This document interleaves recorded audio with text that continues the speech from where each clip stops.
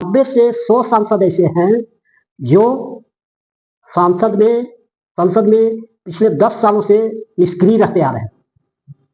बताइए कि ये लोग क्यों चुने जाते हैं? अगर संसद में इन लोगों को नहीं बोलना है, उसकी सक्रिय गतिविधियों में भाग नहीं लेना है, इनको नहीं इलेक्शन लड़ना चाहिए, ये अपना दूसरा आराम से धंधा कर सकते हैं। उसके बाद मैंने सवाल किया कि आईआईटी और एम्स में शिक्षकों के कितने पद खाली हैं। तो फिर इसने अपना कैलकुलेशन किया और सारे आईआईटी और एम्स का डाटा इसने दिया और बताया कि 30 से 40% शिक्षकों के पद रिक्त हैं। आप वो बताइए कि कैसे पढ़ाई होती होगी। इसलिए हम लोगों के देश के जो संस्थान हैं, शिक्षा संस्थान, उनके विश्व में पहचान नहीं बन पाई है। फिर मैंने सवाल किया कि क्या पिछले 10 साल में कितने लोग रिटायर किए, कितने बहालियां हुई और इसके आधारभूत संरचना की वृद्धि के लिए और शोध में प्रोत्साहन के लिए कितने राशि खर्च की गई है। तो इसने जवाब दिया कि ये डाटा उपलब्ध नहीं है, इसके लिए आप आरटीआई कर सकते हैं। तो ग्रोव का उपयोग इस तरह से होना चाहिए कि लोगों को जानकारी मिले, समझ सके देश के लोग अर्थव्यवस्था, राजनीति, प्रशासन के बारे में। ऐसा नहीं कि केवल हल्के मनोरंजन के लिए इसका इस्तेमाल करें। ये बहुत इंटेलिजेंट, बहुत स्मार्ट ऐप है, इसका यूज करना चाहिए बढ़िया से और झूठ मूठ का अफवाह नहीं उड़ाना चाहिए कि गाली दे रहा है या किसी को सपोर्ट कर रहा है, ऐसी बात नहीं है। इसके बाद मैं गया झारखंड पर। मैंने कहा रोक से कि मैंने झारखंड पर रिसर्च किया है, तो मैं आपसे सवाल करता हूं, इसका जवाब दीजिए। मैंने कहा कि झारखंड सरकार में मूल बजट बनने के बाद में हर साल करीब 4 अनुपूरक बजट लाए जाते हैं, ऐसा क्यों होता है? तो इसने कुछ देर में फिर मुझसे कहा कि इसके लिए मुझे विधानसभा की कार्यवाही देखनी पड़ेगी। क्या आप चाहते हैं? बोला हाँ, बिल्कुल चाहते हैं। इसको देखिए। देखने के बाद में इसने कहा कि नहीं, 4 बार नहीं लेकिन 1-2 बार पिछले 5 साल में लगातार अनुपूरक बजट पेश किया जाता रहा है। तो मैंने कहा कि मैं मानता हूं कि झारखंड का फाइनेंशियल एडमिनिस्ट्रेशन फेल है। तो इसने फिर अपना चेक करने लगा डाटा, फिगर, जानकारियां जो इसके पास है। तो उसने कहा कि नहीं, आकस्मिक खर्चे होते हैं, इसके लिए अनुपूरक बजट लाया जाता है। इसने बहुत सारा दिया कि बाढ़, सुखाड़ और अनेक, जैसे ललमटिया में दुर्घटना हुई थी या कुछ हुआ था, मुझे नहीं मालूम, वहां पर भी अचानक पैसा देना पड़ा था। तो हम बोले नहीं, आप ठीक से अध्ययन कीजिए और देखिए कि 75% जो अनुपूरक बजट में राशि जो मांग की जाती है वो केवल नियमित खर्चे के लिए होती है। तो इसने फिर शुरू किया अपना, फिर डेटा निकाला, फिर मुझे दिखाया। इसने माना कि हाँ, ऐसा हो रहा है कि 75% नियमित खर्चे के लिए अनुमान लोग समय पर नहीं लगाते हैं। बजट प्रक्रिया में सही नियमों का पालन नहीं होता है।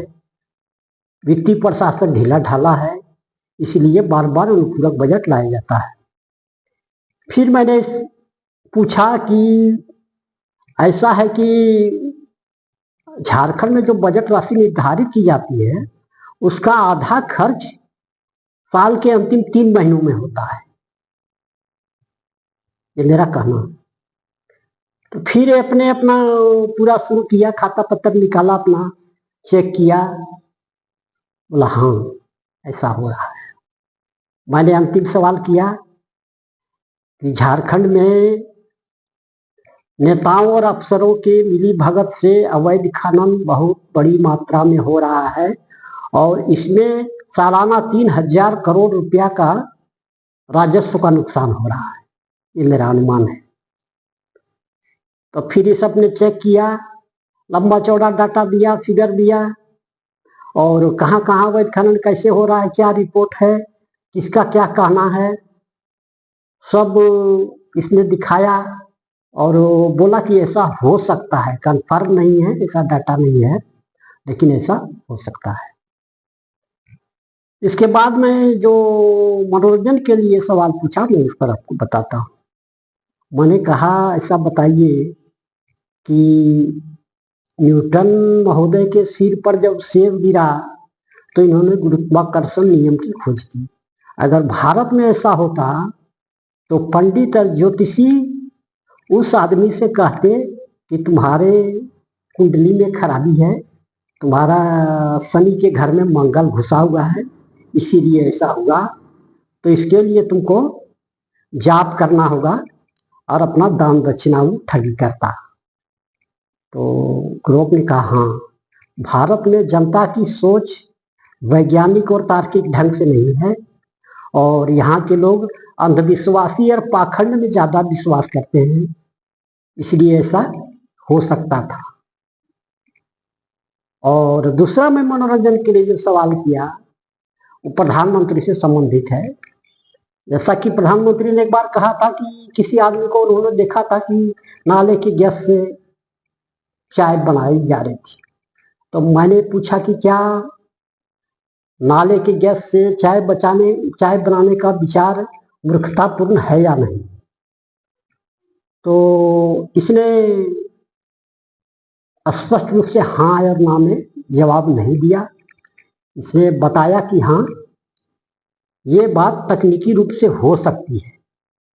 इसने मुझे बताया, दिखाया कि मीथेन गैस निकलता है, सल्फाइड गैस निकलता है, जिससे चाय बनाई जा सकती है, लेकिन यह जोखिम वाला काम है और व्यवहारिक नहीं।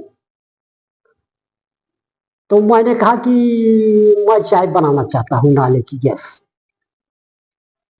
तो इसने तकनीकी बताया क्या क्या उपकरण लगेंगे और किस तरह से बनाना होगा सुरक्षा के दृष्टि से। तो इसने सारा थ्योरी हमको बताया कैसे से करना होगा। तो मैंने कहा कि नहीं, मैं उसी तरह से बनाऊंगा जैसे प्रधानमंत्री ने कहा है, बर्तन उल्टा करके उसमें छेद करके पाइप लगा के ड्रम में गैस ला के फिर चाय बनाऊंगा, और वो भी प्रधानमंत्री की उपस्थिति में बनाऊंगा। तो इसके बाद मैं सोचा कि जरूर कहेगा कि ये तो मैं समझा रहा हूँ कि जोखिम वाला काम है, लेकिन नहीं मानते हैं तो करिए आप, और समझेंगे और आपका प्रधानमंत्री समझे, हमको इस मैटर में नहीं पड़ना।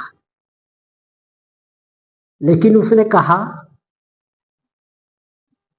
कि यह बहुत जोखिम वाला काम है और व्यवहारिक नहीं है।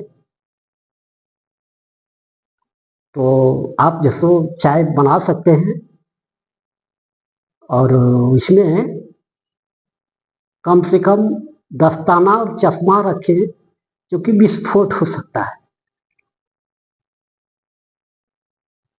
और बदबू फैल सकती है। तो मैंने कहा कि मैं इसको छोड़ता हूँ। मैंने कहा देखिए श्रीमान, ये नाले के गैस से चाय बनाने का विचार प्रधानमंत्री को वैज्ञानिकों के समक्ष देना चाहिए था। ये हो सकता है कि ये शोध का विषय है, वैज्ञानिक शोध करते, लेकिन भारत की जनता के सामने पब्लिकली ऐसा बात बोलना सही नहीं था, एक गरिमापूर्ण आचरण नहीं था, ऐसा नहीं होना चाहिए था।